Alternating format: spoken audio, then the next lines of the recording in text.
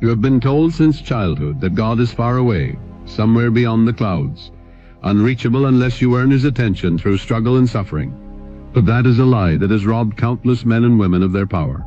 God is not in some distant heaven that demands you crawl toward it. God is within you, closer than your own breath, woven into the fabric of your thoughts, flowing through every beat of your heart. The life principle, the living spirit, the infinite intelligence. It is not something you beg to visit. It is your constant companion, your silent architect, the very source of your existence. Yet despite this truth, you doubt. You let fear creep in. You allow the shadows of your own mind to blind you to the light that never leaves. And because you doubt, you create obstacles in the very path that God already made straight. The law of life is the law of belief. Say it aloud, write it down. Let it sink into your subconscious until it becomes the rhythm of your inner world. The law of life is the law of belief. What you impress upon the subconscious will be expressed in your life. This is not a poetic metaphor. It is the most exact law you will ever live under. The universe does not operate on what you wish for or what you occasionally think about. It operates on what you believe, emotionally, deeply, without hesitation. If you believe in lack, lack will appear. If you believe in sickness, sickness will grow. If you believe in divine abundance and perfect health, then the life principle within you will manifest it with unshakable certainty. You are not waiting for heaven's approval, you are waiting for your own belief to align with what heaven has already declared as yours. Look at your life as it stands now. Every success, every failure, every joy, every sorrow, it is the mirrored reflection of your inner convictions. The screen of space simply projects the film you load into the projector of your mind. If you wish to see a different scene, you must change the reel. No one else can do it for you. Not the government, not your family, not even your closest friend. And here lies the quiet, uncomfortable truth. As long as you keep your gaze fixed on conditions, on the apparent facts, you will remain chained to them. But when you turn inward, when you begin to live from the end, when you see yourself already whole, already prosperous, already free, the external world must bow to the internal command. There is only one source, one cause of all life, and that is God within you. Everything else is an effect. Your job is not to wrestle with effects. It is to master the cause. This is why Jesus said, "The kingdom of God is within you." He was not speaking in riddles. He was pointing to the truth, that the treasure house you seek is not hidden under mountains or locked behind doors. It is seated in your own consciousness, waiting for your recognition. The conscious mind is the captain, the subconscious is the faithful crew, and God is the infinite ocean upon which you sail. Give your crew clear orders, and the ocean will carry you to the destination with precision. But issue orders of fear, doubt, and limitation, and the same ocean will deliver you to the shore of your nightmares. Faith is not a vague hope. Faith is the emotional certainty that the invisible is more real than the visible, that the seed already contains the tree, that the prayer is already answered the moment it is felt. The subconscious mind cannot distinguish between true or false. It will accept as fact whatever the conscious mind persists in believing. And so, if you persist in the thought that you are small, unworthy, or destined to struggle, you will train the most powerful force in existence to work against you. But the moment you dare to reverse the inner decree, to say and feel, "I am one with the infinite wealth of God," you begin to reprogram the engine room of your being to produce results in harmony with that truth. Perhaps you have tried before and failed. Perhaps you have prayed, affirmed, visualized, and yet the results seemed absent. Do not be deceived by the delay between planting and harvest. The farmer does not plant a seed today and dig it up tomorrow to see if it is growing. He leaves it undisturbed, trusting the law of growth. Likewise, once you impress the subconscious with an image or idea, let it be. Do not contradict it with anxious thoughts, fearful words, or frantic checking. The seed is in the soil. The law is already at work. Your task is to nourish it with faith, gratitude, and expectancy. Your doubts are not evidence of God's absence. They are symptoms of your disconnection from the truth. Doubt is simply faith inverted. It is belief in the wrong thing.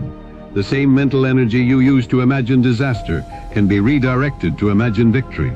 You are always believing something, so choose what you will believe. Do not make the mistake of fighting doubt directly. Instead, replace it. Flood your mind with the affirmation of divine presence until doubt has no air to breathe. As light dissolves darkness without struggle, so truth dissolves doubt without conflict. Life is not punishing you. God is not withholding from you. The infinite is impartial. It responds to the vibration of your inner state. When you are aligned with divine love and order, everything unlike them must fade from your life. When you live in the mental equivalent of your desire, reality conforms. This is the way of all creation. No exceptions. What you attach to I am, you become. If you say, I am sick, you are commanding your subconscious to produce sickness. If you say, I am well, and feel it as truth, you are commanding healing. Your words are not idle. They are creative decrees. So today, I want you to plant a seed that will grow into a mighty tree in your life. Write this on a piece of paper. Say it aloud until your voice carries the weight of certainty. Engrave it in the walls of your subconscious until it becomes your default thought in every moment of uncertainty. I am one with wealth and wisdom, free of fear and doubts. Speak it in the morning when the mind is fresh. Speak it at night when the conscious guard relaxes and the subconscious is most receptive. And do not merely speak. See yourself as already the embodiment of it. Feel the wealth, not as coins in your hand, but as an infinite river flowing through you. Feel the wisdom, not as facts in your mind, but as divine guidance directing your every step. The presence of God in you is not a theory. It is the most practical, powerful reality you will ever know. When you live from it, your outer world becomes the effortless expression of an inner kingdom that cannot be shaken. Stop treating yourself as a beggar at the gates of heaven, and recognize that you are the heir, the son or daughter of the infinite, already possessing the keys. The only question that remains is this: will you dare to believe it, or will you continue to doubt? The law will not change, only you can, and when you do, the whole world changes with you. The moment you decide to believe in the God within you, the old self begins to dissolve.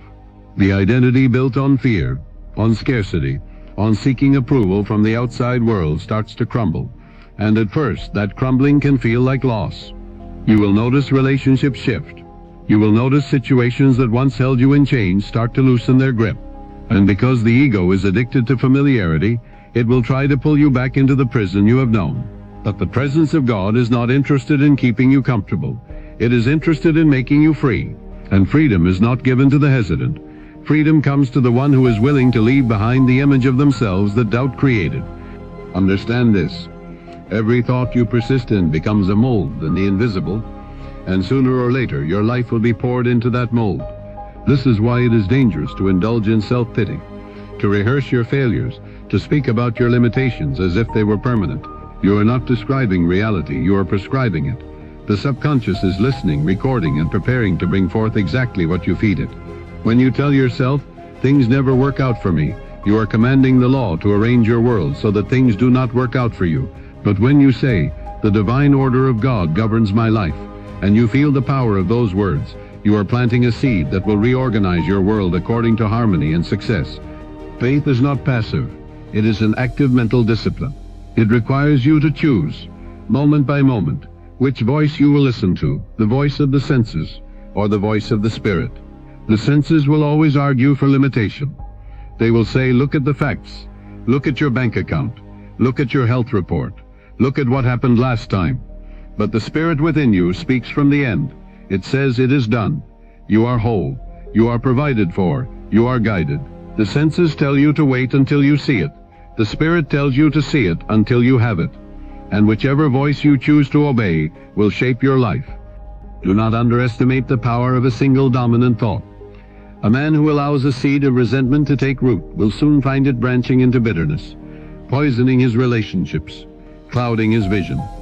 But a man who allows a seed of gratitude to take root will find it multiplying into joy, opening doors, attracting opportunities. Your subconscious is the most fertile soil in existence. It will grow weeds with the same efficiency that it grows fruit. The choice is yours. What will you plant today? What will you water? What will you protect from the weeds of fear and the frost of doubt? The greatest error most people make is believing they must earn the favor of God by suffering enough, by proving themselves worthy, by showing they are strong enough to endure lack. This thinking is not divine, it is human superstition. The God within you does not demand payment for blessings. The God within you is the source of blessings. But the law cannot give you what you refuse to receive. And every time you think thoughts of unworthiness, every time you speak words of limitation, you close the channel through which the abundance of God could flow. The river is full, but you have placed a dam in your own mind. Let me give you this truth. God never says no to your faith. The law never refuses a clear and confident command. If you believe that healing is yours, it is yours in the invisible the moment you accept it. The outer manifestation is simply the natural outworking of that inner acceptance. If you believe that prosperity is yours, it begins to unfold the instant you feel it as present reality. This is why Jesus said, "Believe that you receive them, and you shall have them." He did not say, "Beg until it happens." He said, "Believe, and you shall have." Doubt will try to dress itself as wisdom. It will whisper, "Be realistic." But what is realism, if not submission to the lowest common denominator of human thought? Realism is the coward's way of saying, "I do not believe in miracles." But faith is not naive. Faith is the highest realism, because it recognizes that the invisible governs the visible, that spirit governs matter, that God within you governs all external conditions. When you stand in that knowledge, you are no longer at the mercy of appearances. You become the cause instead of the effect. Every day you are given the choice to either live from the God within you or from the fear around you. And this choice is not made once, it is made again and again, in every moment, in every thought, in every reaction. You do not drift into fate by accident. You anchor yourself in it deliberately. You rehearse it in your mind until it becomes more familiar than the old patterns of doubt. You train your inner ear to recognize the tone of the Spirit's voice so clearly that the voice of fear becomes unconvincing, powerless, even absurd. Now I want you to fix a new affirmation in your heart and mind, one that will serve as a shield against every attack of doubt. Write it down. Speak it as though the God within you is declaring it through your own mouth. I am the living temple of God's presence. I am guided, provided for, and protected at all times. Let it roll off your tongue with authority. Let it sink into your subconscious with every repetition. This is not just a statement. It is a spiritual command to the law that shapes your reality. When you begin to live from this place, you will notice that the urgency to force things fades away. You no longer chase what is already yours. You simply prepare to receive it. You no longer beg for the doors to open. You walk as though they already have, and life in its divine precision will make it so. This is the reward of believing in the God within you. This is the fruit of refusing to doubt. When you walk in the awareness of God within you, a quiet authority begins to take root in your soul. You stop pleading for what has already been given. You stop acting like a stranger in your own Father's house. You move through the world with a calm assurance, not because you see every step ahead, but because you know the one who walks within you sees it all. This is the difference between the man who is tossed by the winds of circumstance and the man who commands the winds to obey. The first reacts to life. The second directs it from the deep place of spiritual conviction. And this conviction is not arrogance. It is alignment with divine law. The subconscious mind is your silent partner in every victory and every defeat. It does not reason, it simply accepts. This is why your inner dialogue matters more than the loudest words you speak to others. You may present confidence to the world, but if your inner conversation is filled with doubt, fear, and unworthiness, the subconscious will accept those as your true orders and carry them out with perfect faithfulness. If you are to transform your life, you must become vigilant over what you allow into that inner sanctuary. Guard it as you would a priceless treasure, for it is the very womb of creation. Consider the man who keeps saying, "I never get a break." Day after day, he reinforces this belief. His subconscious, loyal to its nature, organizes his circumstances to confirm it. Opportunities pass by unnoticed. People who could help him never cross his path. And even when a door is open, he finds a reason not to walk through it. He believes life is against him, but in truth it is his own word that has risen up to fulfill itself. Now imagine that same man choosing a different decree. Divine order governs my life. Every step I take is guided to success. He writes it down. He says it morning and night. He feels the reality of it in his bones. Soon the subconscious begins to reorganize the outer world to match the new pattern. The doors appear. The right people arrive. The so-called coincidences multiply. This is not magic. It is the most precise law in existence. The law of life is the law of belief. And belief is simply what you accept as true. It is not about forcing yourself to believe something through sheer willpower. It is about impressing the subconscious through repetition, emotion, and imagery until the new thought becomes as natural as breathing. Your subconscious responds to feeling, not just words. This is why idle affirmations spoken without conviction rarely bear fruit. The words must be clothed with emotion, alive with the sensation of already possessing what you seek. Feel the end as present and the law will move mountains to match it. Too many people live as if their circumstances have the final say. They read the bank statement and decide that's the truth. They look at their health report and decide that's the truth. But these are only effects, temporary shadows of past thoughts and beliefs. They are not the cause. If you wish to change the shadow, you must change the light that casts it. The light is your inner belief. Shift that, and the shadow cannot remain the same. This is why Jesus said, "Judge not according to appearance, but judge righteous judgment." He was urging us to see beyond the visible into the eternal reality of spirit. The more you align with the God within, the less you need to defend yourself to the world. You stop explaining your vision to those who cannot see. You stop trying to convince others of your worth. Your energy is no longer wasted on proving, you simply live the proof. And those with eyes to see will see. Those without will fade from your path, for they cannot walk where you are going. This is the quiet power of faith. It eliminates the noise of resistance, both from within and without. You must understand that God's presence in you is the master key to every locked door. When you hold this key, you no longer fear the closed doors of men, for you know another will open, or the wall itself will fall before you. Doubt looks at the obstacle and retreats. Faith looks at the obstacle and speaks to it. You are removed now in the name of divine order. And the law answers that call, not because you have demanded it from outside, but because you have commanded it from within.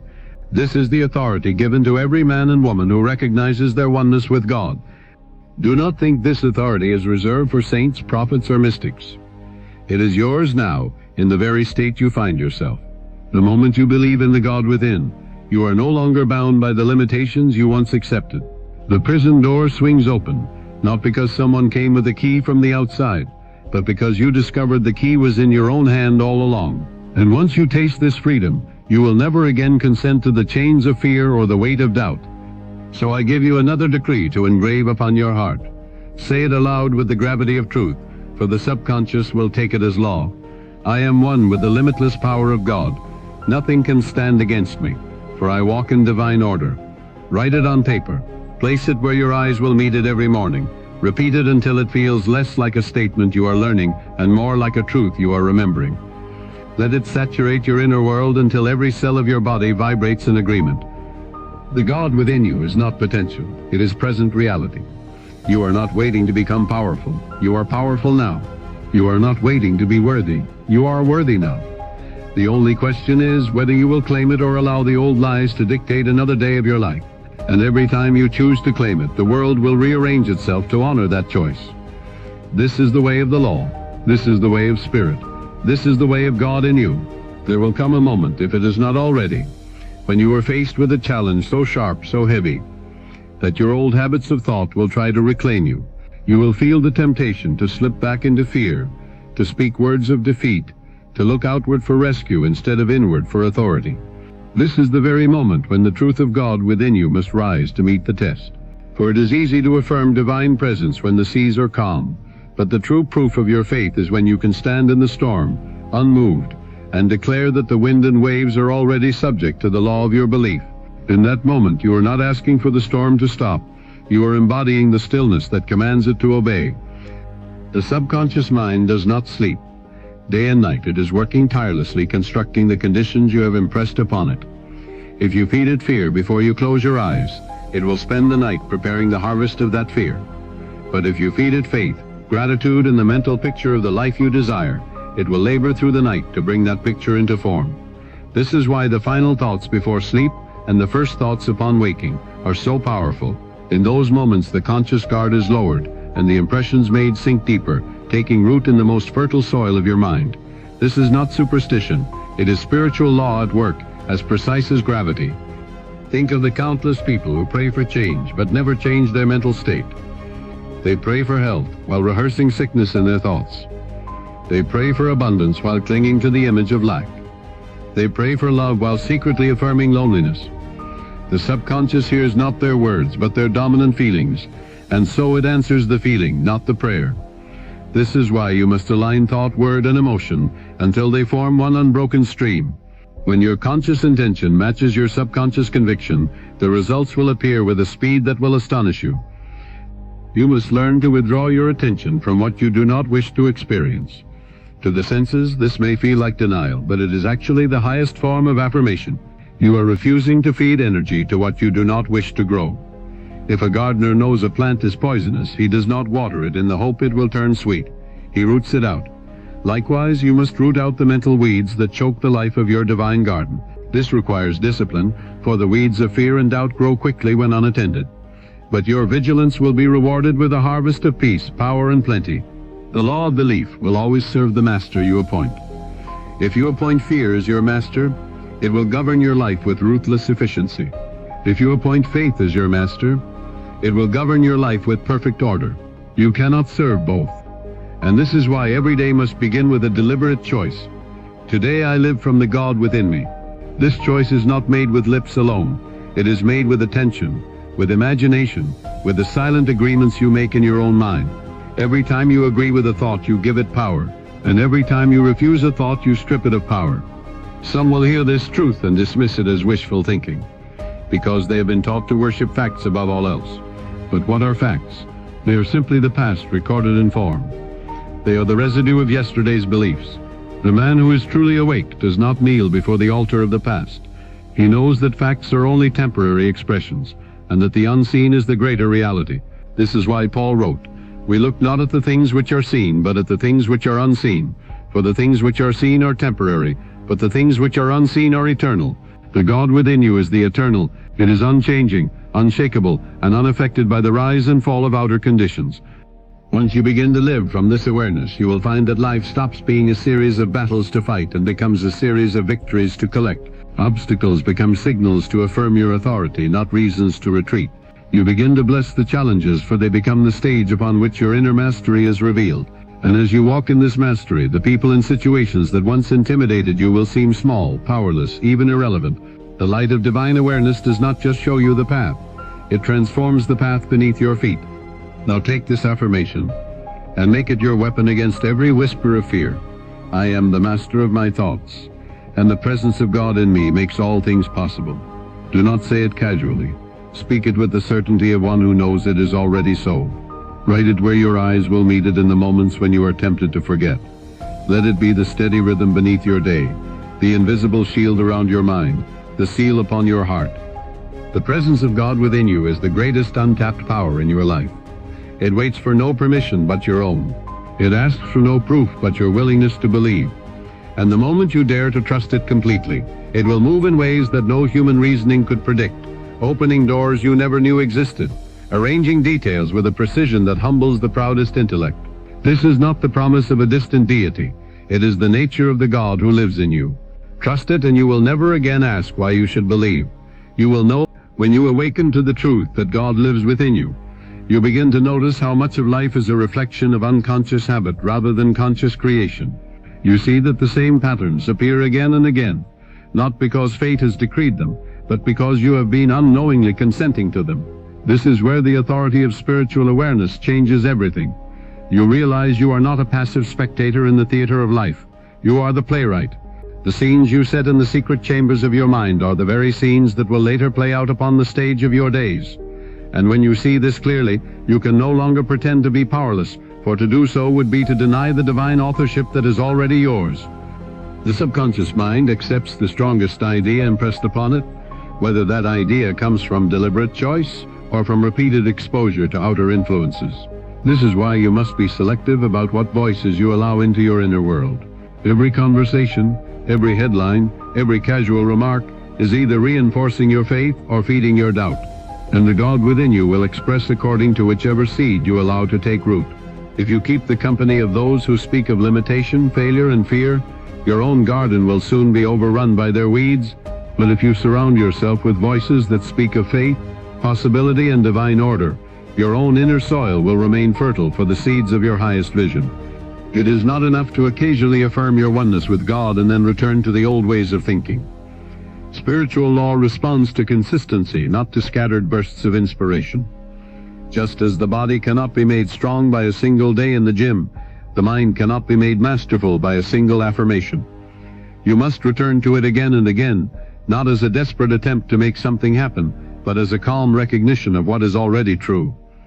Repetition is the chisel that shapes the marble of your subconscious into the form of your desire. And when the form is complete within, the outer world will have no choice but to match it. The presence of God within you is not limited by time, place, or circumstance. It is as available in the midst of chaos as it is in the quiet of a morning prayer. The difference lies in your awareness of it. If you train yourself to turn inward first, before you react to the noise of the world, you will find that every situation becomes an opportunity to express divine mastery.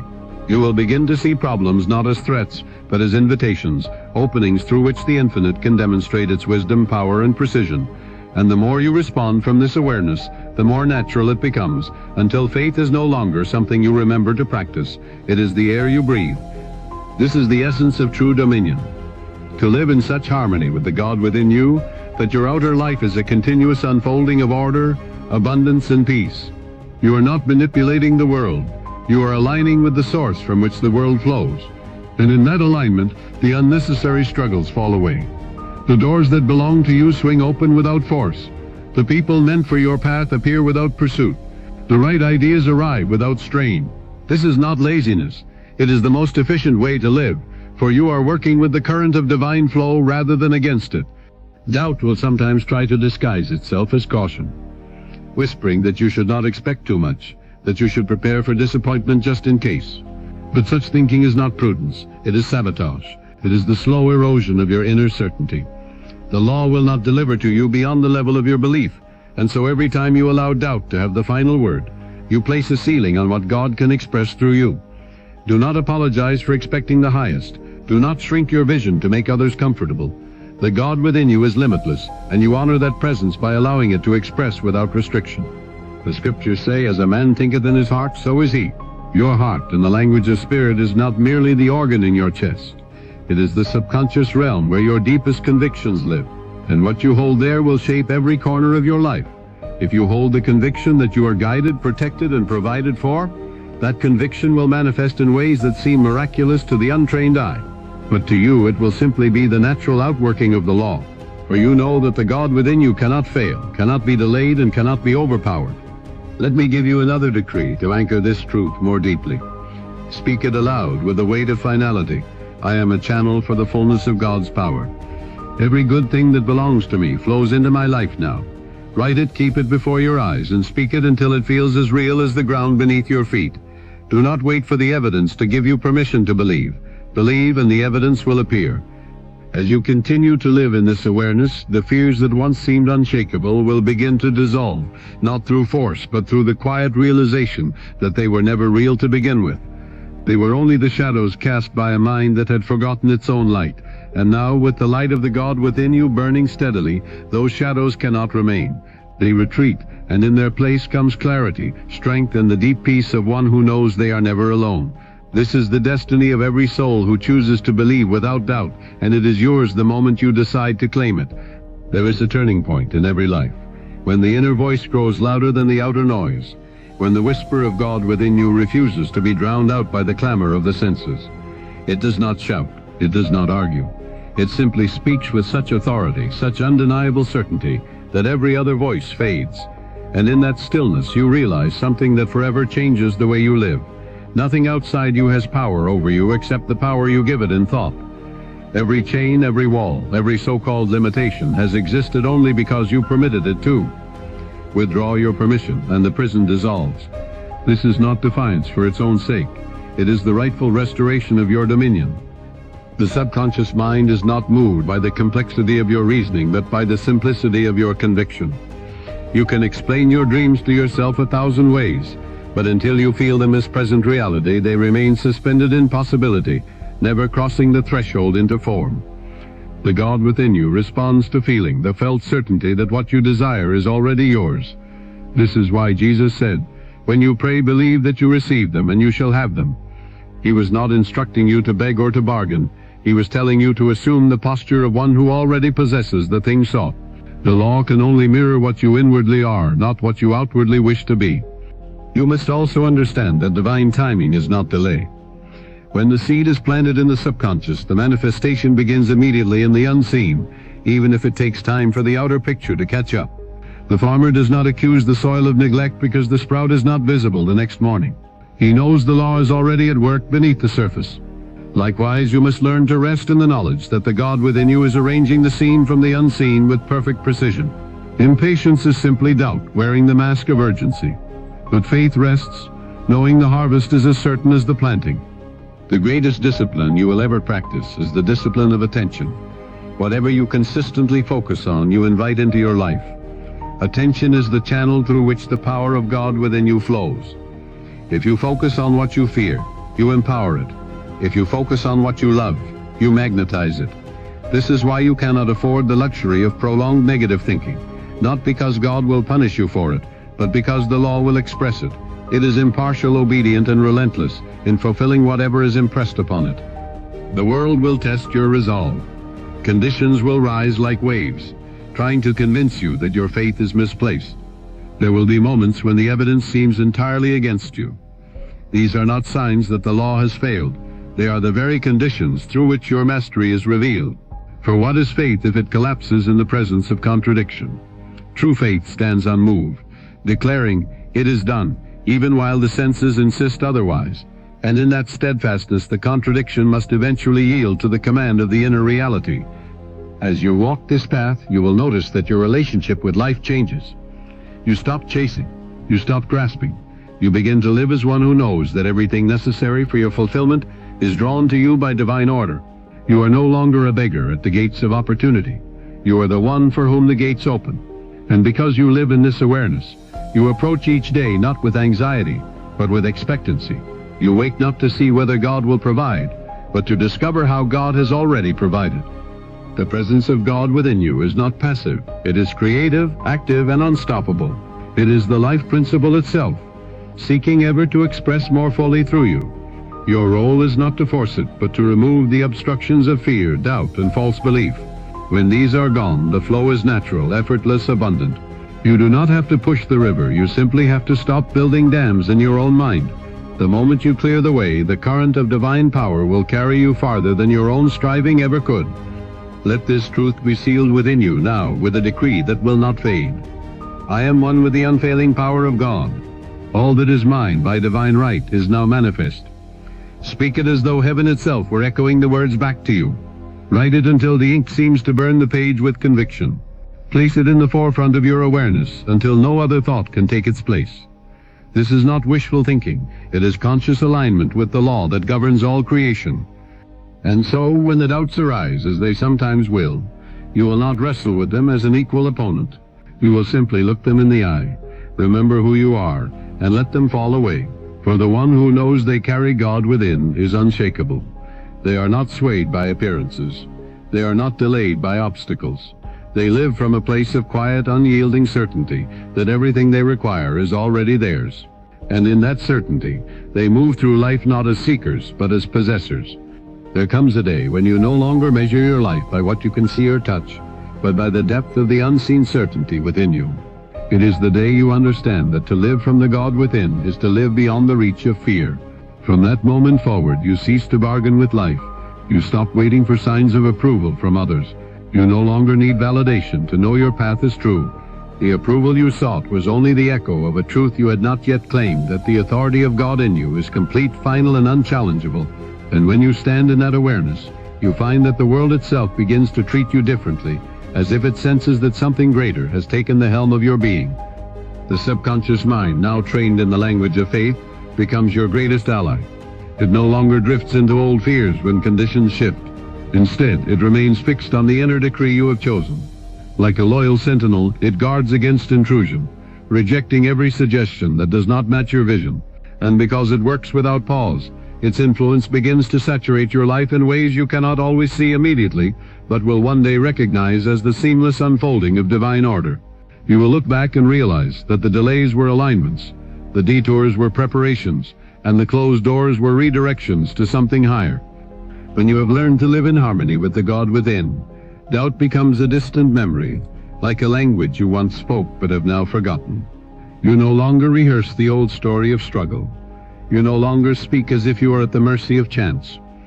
Every word you utter is chosen, every thought is weighed, because you understand that both are seeds, and you will inevitably eat the fruit they produce. This mastery over your inner world does not make life devoid of challenge, but it does make you undefeatable in the face of it. For no matter the appearance, you know the reality, and the reality is that the infinite within you cannot be overcome. The more you live from this place, the more you realize that the promises of God were never distant rewards to be earned. They were present realities to be claimed. health, abundance, peace, and purpose are not distant shores you swim toward. They are the ground you stand on when you accept your true identity. And when you walk in that identity, life becomes a constant demonstration of principle. You are no longer surprised by answered prayers, for you see them not as exceptions, but as the natural order of things. To the world it looks like favor. To you it is simply the law working exactly as it was designed. Your role now is to remain steadfast, not to strain. Striving is the habit of those who believe they are separate from their source. Steadfastness is the posture of those who know they are one with it. The God within you is not swayed by deadlines, intimidated by obstacles, or limited by resources. It sees the end from the beginning and arranges every step with perfect timing. And because you trust this, you can move through life with the quiet confidence of one who already holds the title deed to every blessing they desire. There is a richness in this way of living that cannot be measured in numbers or possessions. It is the richness of knowing that you are never without guidance, never without provision, never without protection. Even in moments of apparent lack, you feel the undercurrent of abundance rising to meet you. Even in moments of uncertainty, you feel the steady hand of direction leading you forward. This is the true wealth, the wealth of unshakable faith, the wealth of knowing that nothing real can be threatened and nothing unreal can endure. Now speak this final decree with the fullness of conviction you have cultivated through this journey. I am the living expression of God's power, love, and wisdom. All that I need is mine now, and I move forward without fear. Say it until the words no longer feel like affirmations, but like descriptions of your natural state. Let it echo in the deepest chambers of your mind, until it becomes the background music of your life, playing beneath every thought, every action, every moment. And as you hold to this truth, you will find that doubt has no home left in you. It will try to knock, but the door will remain closed.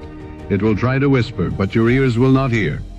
You will have stepped into the unshakable knowing that the God within you is not a theory, not a hope, but the most immediate and reliable reality there is.